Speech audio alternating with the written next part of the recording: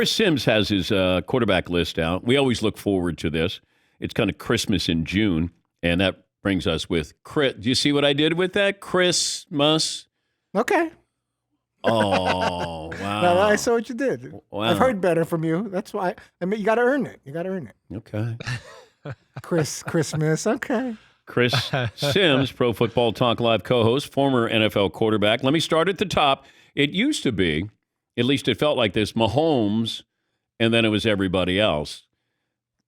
That's not the case anymore, but it's not like Mahomes has fallen that far. The number one quarterback in the NFL right now is Josh Allen of the Buffalo Bills. Okay. And then Mahomes again. He's great. We know that. I'd almost want to say Josh Allen is 1 and Mahomes is 1A. That's what kind of guys they are. They're super talented. The two of the most physically gifted quarterbacks we've ever seen in football already at this point of their careers. They're special that way. But yes, Josh Allen for me right now is the best quarterback in football, Dan. The physical talent. I mean, it's arguably the strongest arm in football right there with Mahomes and Justin Herbert. He can throw it all crazy different ways, sidearm, whatever, body being in weird positions. And then the other thing too is He's the best runner in football as well, not named Lamar Jackson. Other than Lamar Jackson, Josh Allen is the best running quarterback in the league. So I think you add that in, and then he's a good decision maker and can play the position from a traditional standpoint at a very high level. And to me, Dan, that was where he separated from Mahomes a little bit in this year's rankings. Mahomes, as you know, and anybody that watched football this year, he did not play his best football. He was inconsistent in the pocket. He walked himself into a lot of sacks and pressures, and he was just a little too aggressive and greedy in decision-making, as we discussed during the season a few times, with just looking for the big play a little too much, which led to some problems with their offense. Yeah, Josh Allen in the playoffs, 14 touchdowns, 1 interception. I didn't know if Justin Herbert was actually going to slip by Patrick Mahomes. For some reason, I thought you might toy with that idea of Justin Herbert, second best quarterback in the NFL, or Joe Burrow. They're there. They're there. They're on the cusp. I will say I think Allen and Mahomes are in a little bit of a class of their own, but like Herbert and Burrow, they're knocking on the door a little bit, like, hey, let me see in there. I think we can be in that room too. There's no question. Herbert, it's just the throwing is off the charts good. For his size, what he does, the amount of throws. When there's a clean pocket, I don't know if there's a better thrower of the football in the whole league than Justin Herbert, in every which way possible. And then, these top 4 guys, the other thing I love about their game, and to me why they surpassed Aaron Rodgers, is they're capable of doing more and being a little bit more aggressive with decision-making and kind of putting their foot on your throat when that time is there to be had. And that, to me, was the special part about Justin Herbert. His size is a real skill. His ability to throw over people and people around him in the pocket is phenomenal. He, like Burrow, a great decision maker as well. I think he could play a little bit more backyard football. He's too good of an athlete to stand there in the pocket all the time the way he does. But, Dan, I mean, you're not off. His talent and everything is up there in that conversation. But it feels like you're holding the postseason against Aaron Rodgers. And that's fair if you did. Yeah, but you have Rodgers, the 5th best quarterback in the NFL. Right. And I did not go into this exercise thinking he would be number 5. I never go in with preconceived thoughts. I really went into it and thought, like, when I wrote my first little list down without going into studying of guys yet, I had Rodgers at 3. I thought, he'll be 3. But then as I started to go through the year with some of these guys, I realized what I saw in the playoffs from Rodgers actually happened a lot during the year. They just they squeaked by and won the games, fortunately, a few times, even though he kind of did the same thing. You go back to the Ravens game, the Browns game, some other games that they barely won in the fourth quarter where they had comfortable leads and were controlling the game. But too conservative, not taking advantage of some plays that are there to be had to put the game away, and all of a sudden you're in a nail biter. And to me, Joe Burrow, Justin Herbert would never go down the way Aaron Rodgers went down in that playoff game. So the playoff game was really a microcosm of some things that went on during the year. It's just they were good enough to kind of overcome that, and they didn't have to play a team like the 49ers as well, which of course made those things a little tougher as well. Yeah, Matthew Stafford is the sixth best quarterback in the NFL. This has to be based off the postseason because the regular season he led the NFL in interceptions. Granted, it was only 17, but yeah, if he doesn't win the Super Bowl, is he still sixth on your list? I don't know. I mean, if they don't win the Super Bowl and he still plays the way he does, I think he's still right there. Okay. You know, the rest of the playoffs were special. The year itself was still damn good, but he did do it. He went through a period of like, man, is he going to do a stupid thing every week here? Like, is this really going to happen? Now you got to give a little benefit of the doubt too of learning a new offense, and he was playing injured and all that. But hey, I've come on here, the last few years, and we've talked about this list, and he's been in the top 10, and people always question that. And the thing I love about Stafford is people don't question it now. Now you saw what he can do when he's with the team, and I think it will only get better. The interception thing is interesting, Dan, too. You know, Burrow, Herbert, they were up there in the league leaders in interceptions. But, you know, what I've came away with through this year of studying a little bit is, I err on the guy, throw double-digit interceptions. You're scarier as a quarterback. You're better as a quarterback when you're more aggressive. Even the way Brady played this year. Brady going down swinging. He's throwing lasers. And if they lose and he throws 3 interceptions, so what? The league is set up right now for the quarterbacks to go win these games and make big plays. And to me, that's where the top 4 are really special. They can overcome just about anything on their football team and make it happen. Chris Sims, Pro Football Talk Live co-host with Mike Florio. Tom Brady, 8th on the list. Led the league in touchdown passes last year. Decided to come back for another year. Why 8? Well, I look at it and go, damn, that's amazing. I guess, some people look at it and probably go, well, that's mean. He should be higher than that. I mean, Brady. I think we talked about this a little bit during the year. He can take advantage of more with more than maybe any of these quarterbacks. You put him on the best team in football with a great offensive coordinator, and he's going to make that team look unbelievable. He's going to get in the right decision, the right throw, make plays with his arms, all of that. But my list is predicated on, one, we're all on the same team. We all have the same team, and we're on the offense that's got a little of everything, but, it's not Kyle Shanahan or McDaniels and giving you every advantage in the world that way. And then I try to base it off of 1, physical ability, 2, smarts, right? 3, leadership, effect on the team, 4, how you work in the pocket. Those are my main things. Brady's arm's phenomenal, but you've heard me say this before.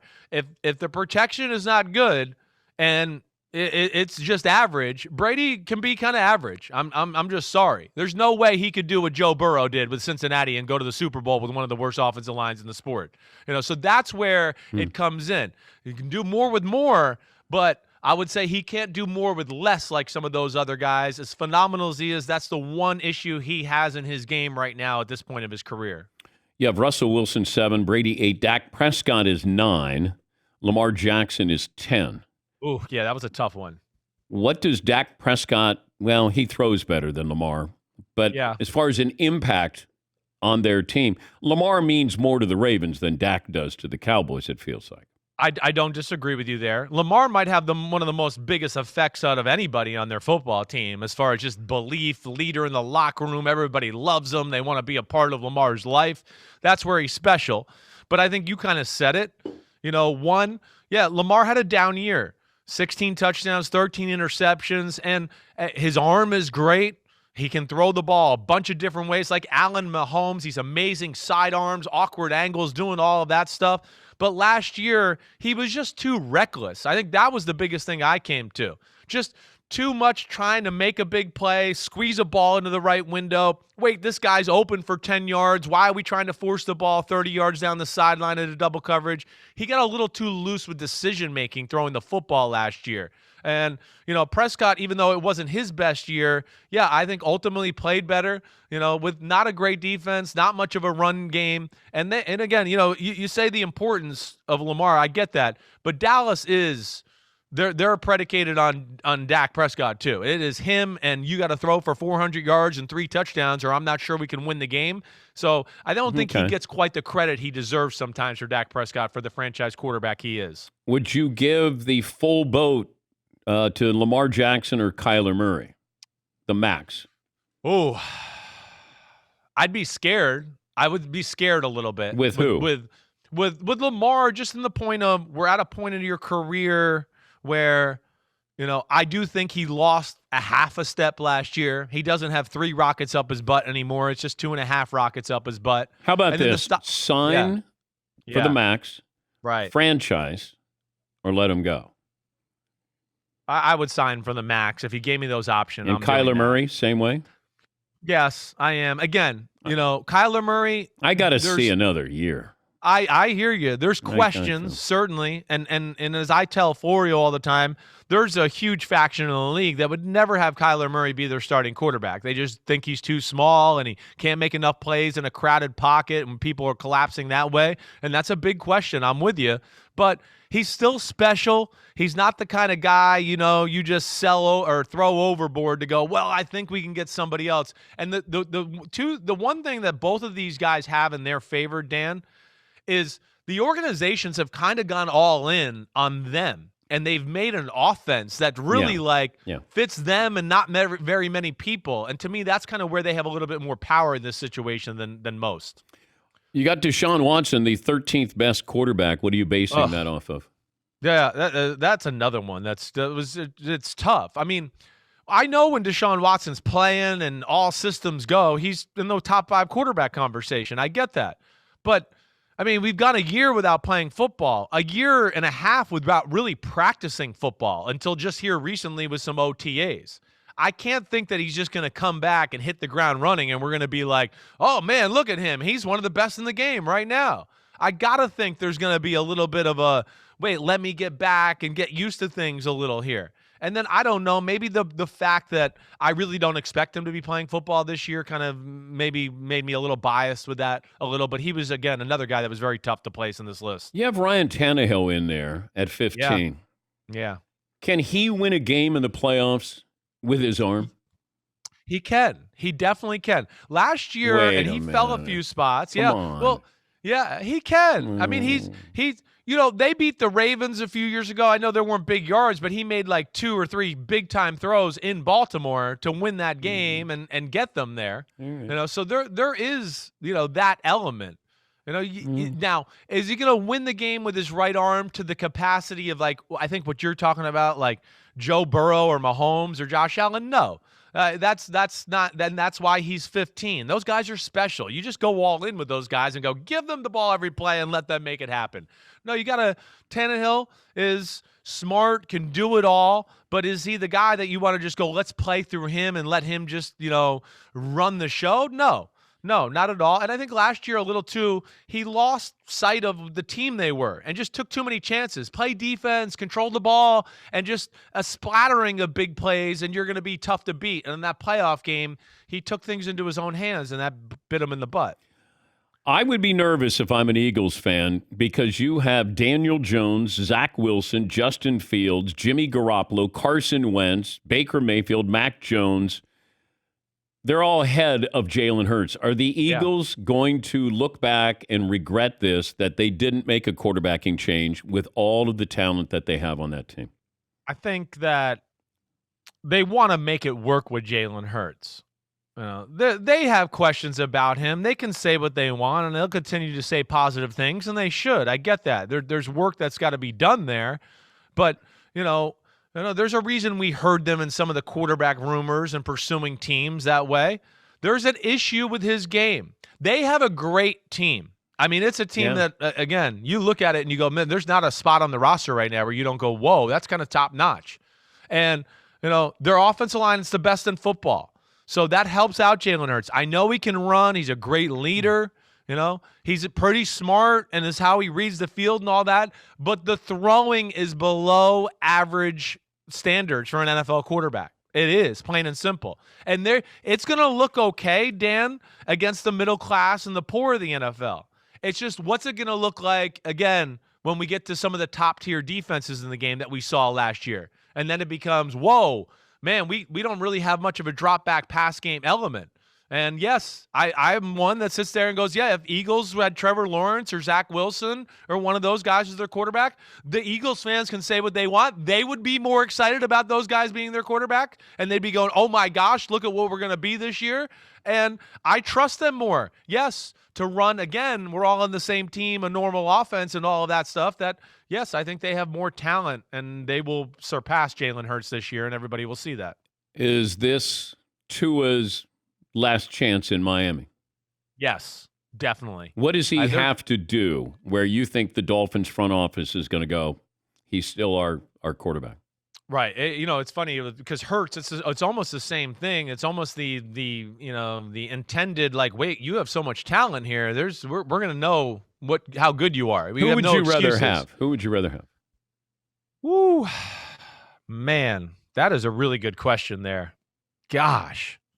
Well, I mean, I guess what I'm saying here with my rankings is I think Jalen Hurts is a little bit better as of right now. I do think that Tua might have more potential, though. It's just Tua, he's got a quick release. He's a gifted passer, not a thrower, as far as touch and anticipation and all that. I just think if they can win and he can show that, again, you don't have to dial up some crazy scheme play for us to get 10 or 15-yard gain every now and then, and I can put the ball into a tight window and make some throws that move the ball that are, outside the realm of, okay, it's wide open and served up on a silver platter. I think that'll do it. But those are big ifs because he plays small in the pocket. He does not have a big arm. And the other thing that's scary about Tua when you go back and watch, he's horrible in the elements, and he plays in the AFC East. To where you go, every game it's cold, windy, a little bit of precipitation, he loses control of the football. And that's got to be an area of an improvement for him down in Miami. Good stuff, as always. Thanks, man. All right. You're the man. Talk to you soon. That's Chris All right, Sims. buddy. See you guys. Pro Football Talk Live co-host. Great show that precedes ours on Peacock with Mike Florio.